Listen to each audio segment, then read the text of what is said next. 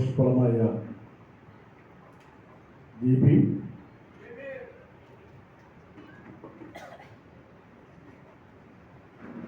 എനിക്ക് പറയാനുള്ളത്, ഞാൻ അവിടെ ഇരുന്ന് എൻ്റെ ഫോണിൽ നിന്ന് എഴുതി തരാം. അപ്പോൾ അതൊരു ഓർഡറിലാവും എന്നതുകൊണ്ടാണ് ഞാനത് തൽക്കാലം വായിച്ച് അവസാനിപ്പിച്ചത്.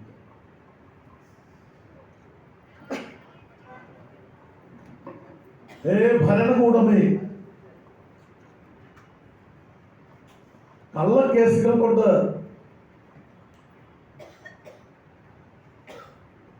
തകർക്കാനാവുന്നതല്ല ഈ കരുത്ത്.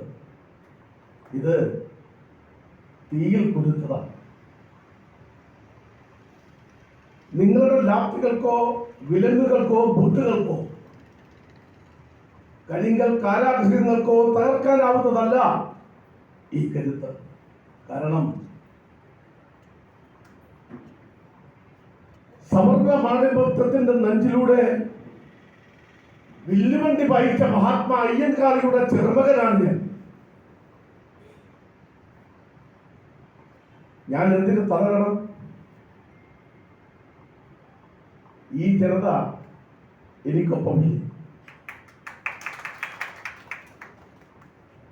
ഒരു ചാലാക്കരിയെ തകർത്താൽ നൂറുകണക്കിന് ചാലാക്കരിമാർ ഉയർന്നു വരും.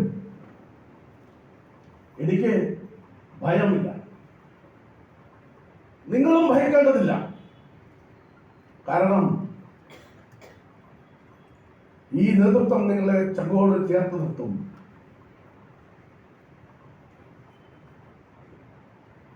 ഇനിയൊരു അയ്യൻകാളിയുടെ പിറവി നമ്മൾ പ്രതീക്ഷിക്കേണ്ടതില്ല. പകരം നമ്മളെല്ലാവരും അയ്യൻകാളിമാരാവണം. ഭരണകൂടമേ, നിങ്ങൾ കേൾക്കുന്നില്ലേ ഈ ജനതയുടെ മുദ്രാവാക്യത്തിന്റെ മാറ്റൊലി? അത് നിങ്ങളുടെ തലച്ചോറുകളെ തകർത്ത് വെണ്ണീറാക്കും. നിങ്ങളുടെ കർണപുടങ്ങളിൽ മുഴങ്ങുന്നില്ലേ ആ കാളക്കുടമ്പടി ശബ്ദം? ഞങ്ങൾ വരുന്നു ഐക്യത്തോടെ. രാജ്യത്തിന്റെ സമ്പത്തിലും വിഭവത്തിലും അധികാരത്തിലുമുള്ള തുല്യ പങ്കാളിത്തത്തിനായി ഈ ജനത ഐക്യപ്പെട്ടു വരുന്നു. ജയ് ഭീം, ജയ് സംവിധാനം.